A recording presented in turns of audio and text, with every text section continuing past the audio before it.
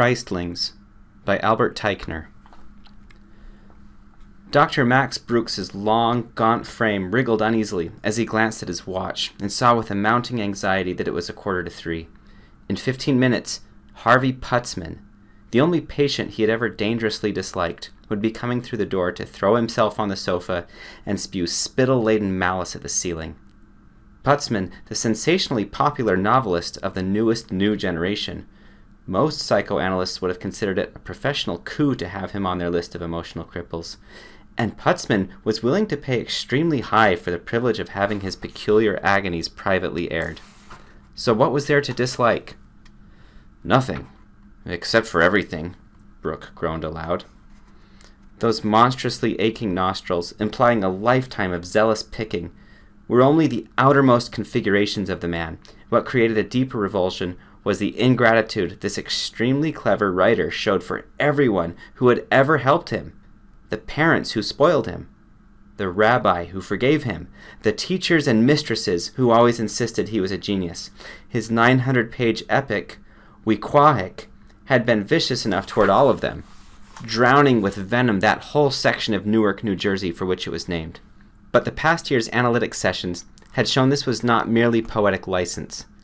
Putzman in the flesh actually hated more bitterly than he ever dared reveal on paper. 10 minutes to go.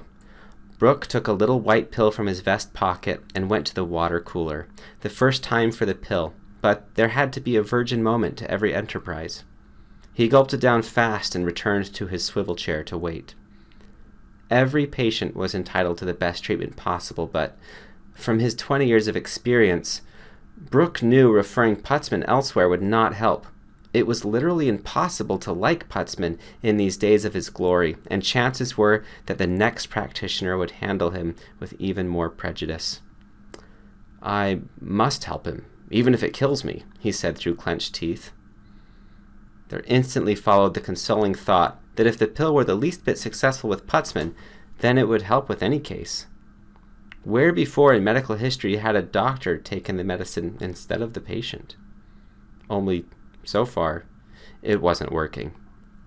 Then Putzman was there in the room, muttering about just having left his publisher and agent. "Think they're screwing me, but it's the other way around. They'll see soon." He regarded Brooke with distaste, fell on the couch, and launched into a recent dream that made Hieronymus Bosch seem Alice in Wonderland balderized. It was something perverted about childhood teasing of the neighbor's schnauzer. Why, Brooke shuddered, was there always that clearly visible spray of saliva? Something new to Putzman's confessional repertoire. Just as in the novels, where all the protagonists' weakness were blamed on sick society to which his audience belonged, so here Brooke somehow became responsible for Putzman's torment. The wildly exaggerated humor made Putzman's confession too self-gratifying to be believable, even as Putzman's face became twisted with unhappiness. Everything the patient said was subject to the same skeptical unhappiness, thought Brooke with a sudden pain. This man was desperately unhappy, suffering something worse than anything he imposed on others. It was not proper procedure, but Brooke found himself breaking in to say softly, "Harvey, you don't have to worry about that episode ever again."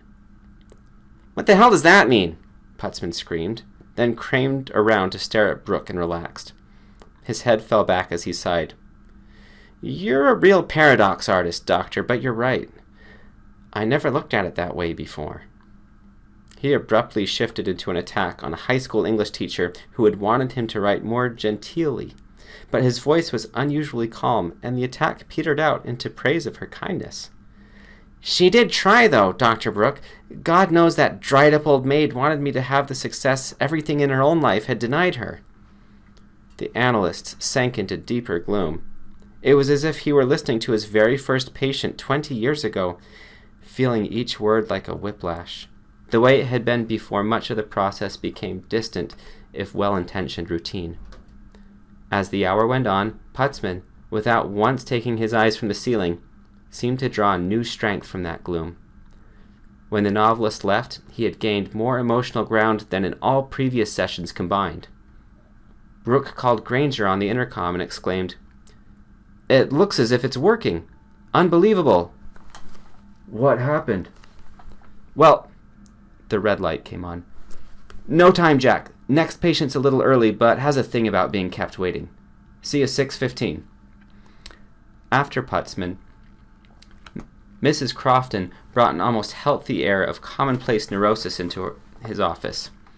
True, the 35-year-old mother of two remained utterly frigid after 18 months, but while she was only of average intelligence, her cultivated background made their sessions together little islands of restrained decency in days awash with psychic sewerage. Now, without his saying a word, the restraint was gone, even if the decency remained as strong as ever. Waves of sympathy swept Brooke, and he could feel each hurt she expressed as if it were his own. When she rose to leave, there were tears in her eyes. "It's changing now," she said. "I know I'm starting to get better." The 2 hours had been exhausting, leaving him bathed in sweat, but there was still Bernstein, the jittery furrier, to deal with. He came in chattering about the way his wife said he was meshuggah last night because he refused to eat the Vichyssoise, and maybe he was... The whole inane episode was then retold at a rising machine gun rate, but once he arrived at the self-doubt part, he slowed down. By the time the hour ended and the story had been twice more repeated, Bernstein's face had relaxed, and for the first time, all the forehead creases were smoothed away. At 6, when Bernstein was gone and Mrs. Parker, his nurse secretary, had looked in to say she, too, was leaving, Brooke was slumped in his chair, too drained of energy to budge. "Anything the matter, doctor?" she asked. "Oh, no," he grinned. After a minute's solitary contemplation of this strange mixture of weariness and triumph, he pulled himself from the chair and walked upstairs to Granger's compact laboratory. Granger, a short, intense-looking fellow, began pacing the floor as soon as Brooke came in. "You think it helped? You really think it?" "I'm sure of it." "But when did you take the pill, Max?" 15 minutes before Putzman. Finally got up the nerve. "I was sure that dosage would be harmless." He leaned toward Brooke like an accusing attorney. "Exactly what happened?" With a tired smile, Brooke shoved him away. "Give me a chance to rest. It's exhausting, Jack, so putter around your crockery a while." Granger, muttering, adjusted the flame beneath a small test tube, and Brooke turned to stare out the window at the glorious blossoming of the solitary cherry tree in his garden, of those little consolations hard-earning money could bring. How much more consolation now lay within his grasp? Yet 5 months ago the whole thing would have appeared preposterous. The inspiration had come from a biochemical journal that his old college pal, Jack Granger, had brought him as a joke. It described worldwide experiments on Juno A, a powerful hormone trace first isolated in cow udders and later found to be universal in female mammals. Juno A increased in pregnant women, grew even stronger following parturition, and ordinarily did not decline until after the female climacteric. As a further anomaly, some childless women, nuns, nurses, governesses, and teachers most frequently, revealed even higher levels than mothers. Researchers had sometimes called Juno A the mother love hormone, intimately associating it with women's capacity for devotion and endurance, even though, like many other sex-linked hormones, it appeared to a minuscule extent in men also. Putzman, Brooke had thought. Only a mother drenched in such a hormone could love Putzman. And then it hit him. Suppose Juno A's most active fraction were isolated and proved safe for males, and suppose a practicing therapist took it. Couldn't he be a better healer for that? At first, Granger had ridiculed the question. Juno A research is dying down, Max. It's a relatively useless vestige of mammalian evolution, like the appendix in man. But Granger was a biochemist with a very inquiring mind, and Max had seen the way to wear him down with the most tempting of offers. I've got plenty of money for it, Jack. You could have my country place and all the cow udders your little heart and giant mind desired, and if you achieved an adequate supply, you could bring it here for final concentration. That had worked, and once hooked, Jack had proved almost frighteningly single-minded in his zeal. "Insane!" Jack was shouting. "Absolutely insane! Snoring 10 minutes with your eyes open, and me desperate to know what's happened." As a pink petal danced to the ground, Brooks' eyes followed its exquisite swings along a strong air current until he was awake again. "Sorry, Jack. It's terribly exhausting when you feel everything the patient throws at you." "Everything?" "That's right." He pulled himself from the chair, shaking his head in wonder. "I had the impression I understood their cases much better because of that. But their improvement involved still more. You see, they almost instantly sensed I was totally and more actively sympathetic. Couldn't have been visual clues, because 2 of them didn't even look at me during their transformations." The biochemist frowned. "You're not trotting out any ESP garbage, Max." "No, I don't know what kind of two-way signals this stuff generates. Come on downstairs and let's see if I'll live." An hour later, all the readings of short-term reactions were in. The pill, 10 times stronger than anything they had consumed before, involved no significant metabolic changes. "Just hope the patients do as well," Brooks said. "They're not taking the pill," Max sighed. "It's just that we're dealing with something completely new," Granger broke in. "Max, it's not yet a shared risk. I'd like to try the full dose too." "Look, Jack, I'm tired. The sympathy effect's worn off, so I'll lose my temper if we have to thrash this out once again.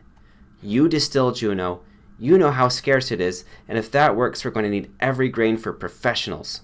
Jack's frown was amiable. All right, you don't have to worry. I'll never dig in without your approval. Anyway, there's no guarantee today's success will be repeated." But the next day it was. Once more after taking the pill, he was bathed in a glow of compassion that did not hinder the practical use of his art, and in each case the patient showed all the grateful tenderness of someone secure in the knowledge of being loved. When his workday concluded, Brooke, exultant in the agony he had endured, felt as if he were descending from the cross back to human terra firma. The following afternoon, Putzman meekly entered the office and sat on the edge of the couch, staring saucer-eyed at him. "You may have taken my writing talent from me," he said. "But don't get me wrong, Dr. Brooke, I'm glad.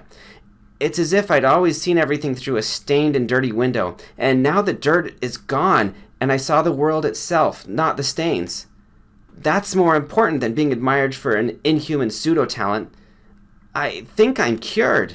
Within a week, it was evident that all his patients were, but not basically through the strategies Max devised, because he barely had a chance to apply his insights. Somehow, his genuine concern did most of the work, leading each one to cure himself.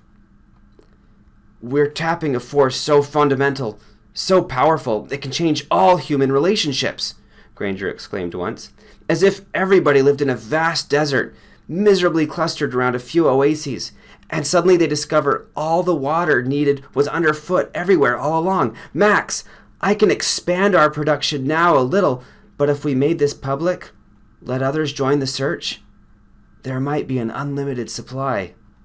"No, I haven't even told Mrs. Parker, although she sees all my cases simultaneously terminated and is bewildered." Jack glared at him. "Let me ask therapeutic questions for once." Max shrugged. "Okay. So far, have you had any adverse physical effect from the pill?" "No." "Has there been any positive physical effect?" "I suppose on balance, yes.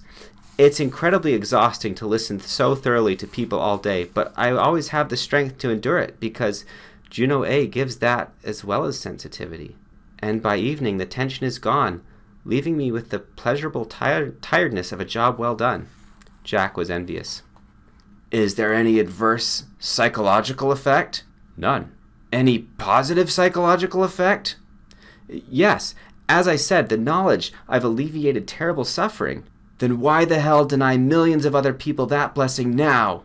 "I must be absolutely sure. I need as many of these cases as possible for 12 weeks. "No. Too long." "Well, 10 weeks at the least." Granger shook his head in disgust, then suddenly straightened from his hunched-over posture. "All right, Max, but only 10. The following week brought a score of new patients. Mrs. Parker was quite nervous about it. "That's a terrible burden to assume." "No burden," he smiled, touched by her solicitude. It was less than an hour after ingesting a Juno pill, and, as he felt her anxiety rise within him, he could see her reciprocally relaxing. "Could I say something more, Dr. Brooke?" "Certainly. Her eyes were misty. I have always thought of you as the most dedicated of doctors. Oh, no, please. And many times I've said to my own husband, who I love, so I'm not getting any adolescent crush when I say this, but lately you've been so wonderful. It's almost like being with a saint. She fled back to the outer office. Embarrassed by the fervor of her outburst, Max leaned back in his office chair. More and more he was being treated like a holy figure while under Juno A's influence. Waves of love would almost smother him as each person's burden of suffering was shifted to his granite shoulders. I'm only a man, he told the row of framed diplomas on the facing wall. A man, not a junior Jesus. I don't have the right to claim more. But then his next patient was entering, and he knew any attempt to dissipate the childlike adulation in her eyes would only delay the release from her private hell. Through 20 years of marriage, she had been cleaning her apartment over and over each day. Yesterday I only picked up a dust rag once, she was exulting. Suddenly things don't look filthy endlessly. She was on the way to being cured, and by the end of the following week, not only had such compulsive symptoms disappeared, but the generating root complaint itself. In fact, by then all the new patients were cured, and the only tiny qualm Brooke had about them was their wildly adoring attitude. I am not Jesus or any prophet, he told one patient, an aging, hard-bitten tax lawyer, who certainly should have realized this on his own. Only a human scientist. Only? You may not be the Christ, doctor, but to me you're barely lower than the angels. A Christling. That's how I'd put it. Yes, sir. The wages of virtue are hard, Brooke was forced to concede, but the best thing evidently was to leave this excessive father transference alone, since so much good went with it, and in the months ahead it was bound to fade. Meanwhile, there was the next list of distraught people to start considering, and this time there would be even more of them. Again, within 2 weeks they were cured, and again there was the same mad display of gratitude to emphasize the depth of the cures. He reached the end of each working day drained of physical energy, but even that quickly revived as the Juno dose faded, and he always faced the next morning adequate to the tasks ahead.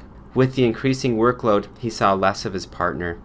Anyway, Jack was spending more of his time in the country laboratory. He seemed very distant during their rare meetings, utterly preoccupied with his work. One evening, Max said as much. Jack looked with unblinking eyes at him, then asked, Still no side effects, right? Right.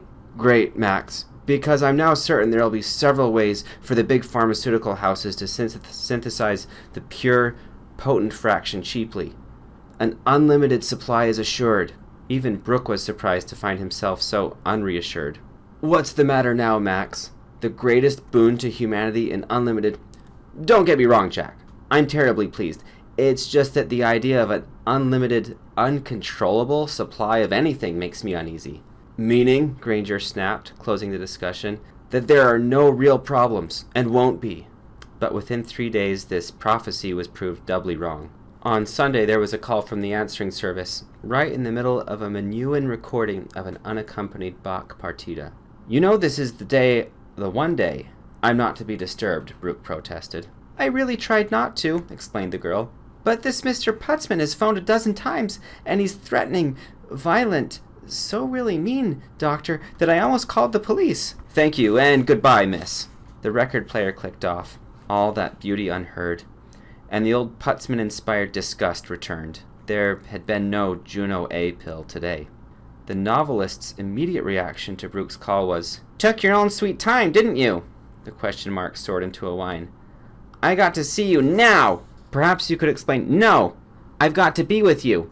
AT&T isn't my doctor. I'm in misery, and you're like every other medico-shyster when the fees stop, aren't you? Don't worry, I'll pay, Brooke tried once more. I said misery, doctor. Misery caused, not cured by you. Well, all right. I'll be waiting. You damned well had better be. Profoundly depressed, Brooke broke a Juno in two and swallowed the half dose without even a mouthful of water. Was Putzman's cure a failure? He arrived in a fine spray of saliva. I feel lousy. You said I'd feel better. You said... Please, Harvey, sit down and tell me everything. Well, his indignation collapsed. Nothing serious anymore. I'd just like to talk to you a while. An hour later, he was grinning and reluctantly followed Max to the door. You're the most reassuring person I've ever seen, Doc, but of course I should stand on my own 2 feet, not yours. Here he began to wheedle pitifully. I would never want to be a burden. No burden, Brooks said, and rushed to offer unasked advice. Anytime you're troubled, call, Harvey. Anytime. Monday brought a problem even more monstrous than Putzman, in the form of a remark from a middle-aged nightclub comic, Ben Herbie. This man had the bulging eyes and sag-heavy skin of a classic hyperthyroid, but this hectic behavior went even beyond endocrine excess. Am I lucky? You bet your life, he said. Am I lucky to see you, old cock? The rumors are flying around Sardi's about your cures and Lieberman's, and nobody can ever talk to Lieberman's nurse now. Lieberman? Dr. Vladimir Lieberman. The other head specialist pulling off so many miracle cures lately. Real guru stuff. That dabbler in Jung and Adler. Brooke had always considered Lieberman definitely second-rate. But he couldn't pursue the matter now. A patient's rights came first, and this man needed help even more than his audiences. He then gently chided himself for so many unkind thoughts, and launched into the interview. At noon, Max phoned Granger at the country place and asked if he were coming into town. I don't know, Max. Late this week, I guess. Try today, Jack, after 5:30. Gotta speak to you. There was a long pause, then a sigh. All right. Might as well. For the rest of the afternoon, Brooke felt guilty about pressuring Jack, when Lieberman's sudden fame could have nothing to do with him. But as soon as he mentioned the other analyst late that afternoon, Granger flushed and threw up his hands. You were bound to find out, but I'm not ashamed. You mean you told him about Juno A concentrate? Of course. Gave him a supply, too. 3 weeks ago, he's had the same great results. Granger did seem a bit ashamed, though. Okay, I know that from one angle it was a sneaky betrayal. But I only gave some to one other psychiatrist. Brooke was appalled. You mean there were 2 psychiatrists and others? 5 chemists.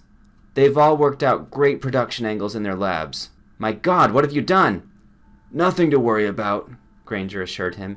Each man signed statements conceding our priority. Who's worried about patent infringements? Juno A's now loose in the world and we can't ever pull it back.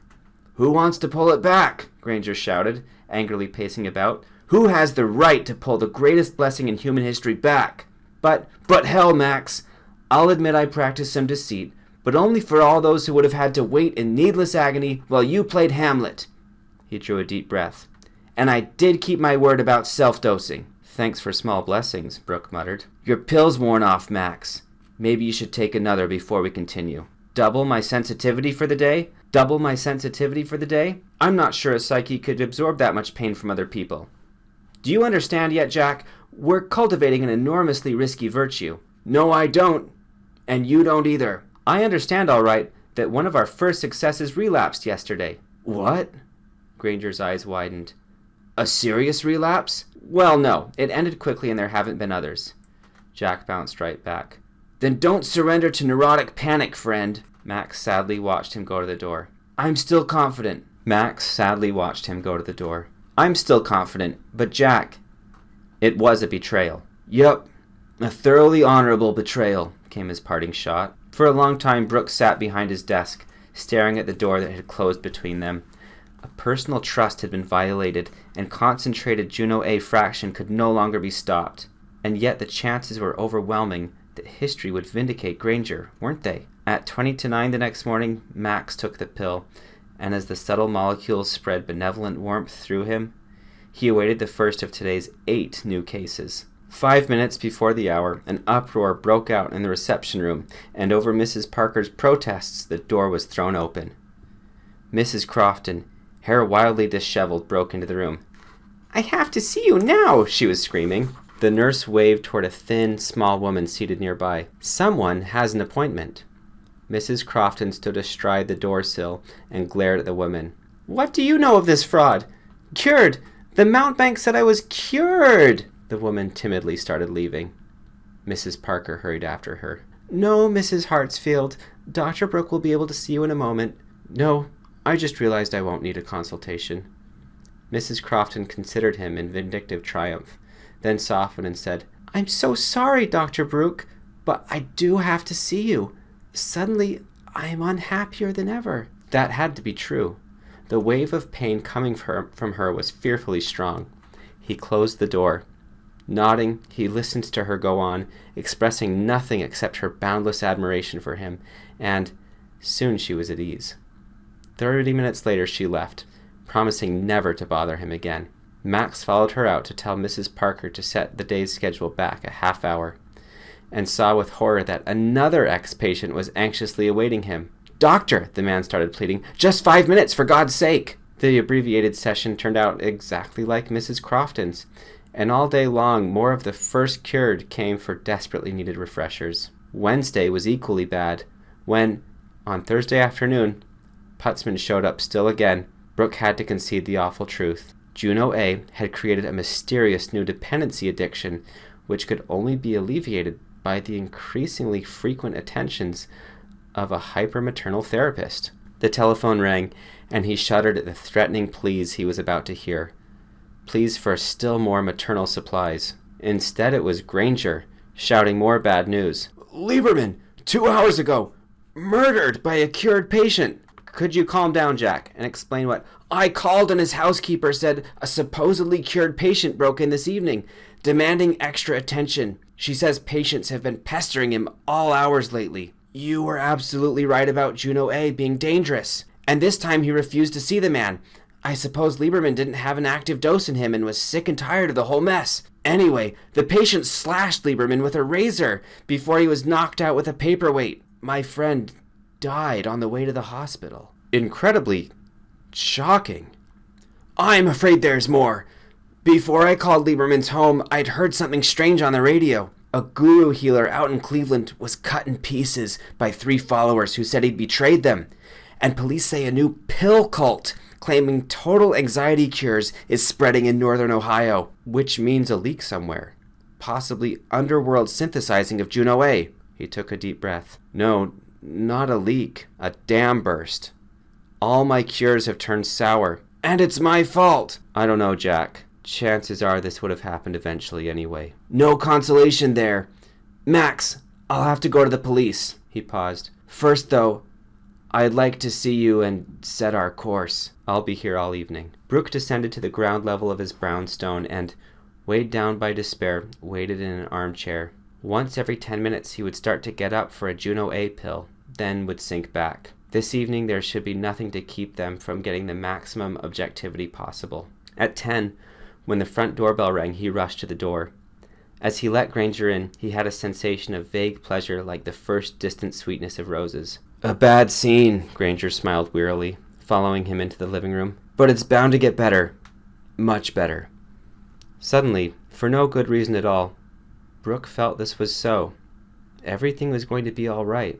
Then, as the sweet sensation in his chest became overpoweringly lovely, he realized what had happened. "You took Juno A," he said, half-heartedly accusing. About 15 minutes ago, but only half a dose." Jack sat down facing Max and stared at him. "After all the trouble I've caused, I owe you something." "Oh no, that's all right."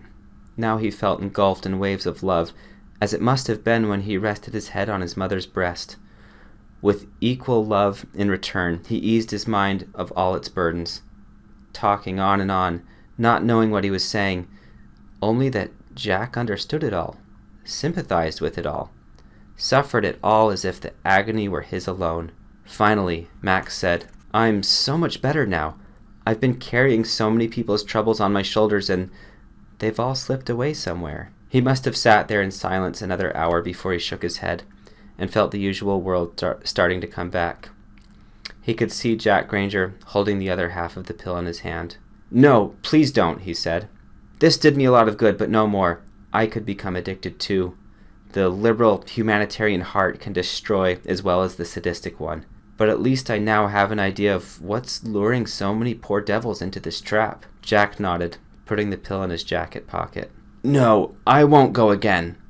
But I felt I owed you temporary escape from the horror.